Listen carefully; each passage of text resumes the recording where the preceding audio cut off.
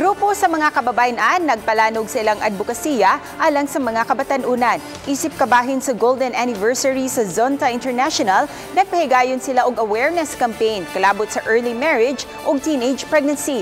Ila kining gitumong aron mas mahibaw ang mga kabatanunan kung unsang epekto ngadto sa ilang panglawas ug panghuna-huna kung sayo silang magminyo ug makaangkon og mga anak. Alang sa miyembro sa maong grupo, usa kini sa mga problema nga kinahanglang tagaan og pagtagad sa katilingban. Ang nakasinati og early pregnancy mipaambit sa ilang mga naagian aron kini kapanaminan sa mga kabatanunan karon. Samtang mupahigayon unya sila og mga information drive sa kabarangayan aron mas halapad ang ilang maabot nga audience. Teen pregnancy and early marriage is one of the forms of violence against women.